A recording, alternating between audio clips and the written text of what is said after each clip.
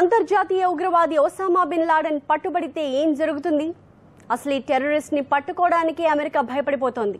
Laden ని పట్టేస్తాం, చంపేస్తామని పైకి చెప్పేవన్నీ కబుర్లే. ప్రపంచ పెద్దన్నగా ఫీల్ అయిపోతున్న దేశం ఒక ఉగ్రవాది విషయంలో ఎందుకు ఇంత భయపడుతోందో సంచలనాల సైట్స్ వికీలీక్స్ బయటపెట్టింది. World most dangerous terror network al Qaeda తమ అగ్రనేత ఒసామా బిన్ లాడెన్ ను రక్షించుకునే విషయంలో ఎంతకైనా తెగించేందుకు సిద్ధంగా ఉంది. లాడెన్ కు హాని జరిగితే కొన్ని దేశాలని నాశనం చేయాలని అల్ ఖైదా డిసైడ్ అయింది. అందుకోసం అణుబాంబును సిద్ధం చేసింది. యూరోప్ లో దాన్ని దాచి ఉంచింది.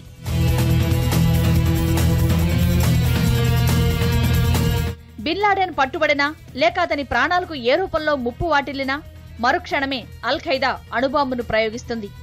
పాశ్చాత్య దేశాలను లక్ష్యంగా చేసుకుని ఈ బాంబును సిద్ధం చేసింది. సంచలనాలకు మరో పేరైన వికీలీక్స్ ఈ విషయాన్ని బయటపెట్టింది. అల్ ఖైదాకు చెందిన ఓ టాప్ కమాండర్ ఈ విషయాన్ని వెల్లడించాడని తెలిపింది.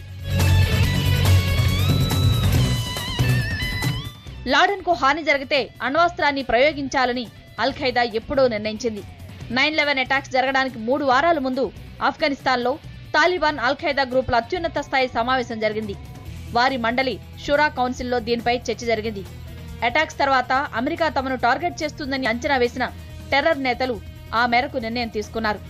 లాడెన్ కు ఏ హాని జరిగినా పెను విధ్వంసాన్ని సృష్టించాలని తమ అనుచరులకు సూచించారు.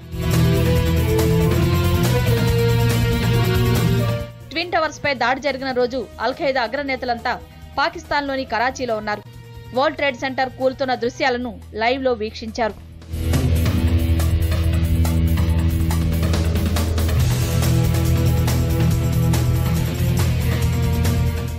WTO టవర్స్ పై అటాక్ జరిగిన 4 రోజుల తర్వాత లాడెన్ కాందహార్ ప్రాంతంలోని ఓ గెస్ట్ హౌస్ ను సందర్శించాడు.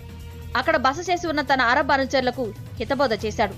శత్రు దురాక్రమణదారుల నుంచి ఆఫ్ఘన్ ను రక్షించాలని పిలుపునిచ్చాడు.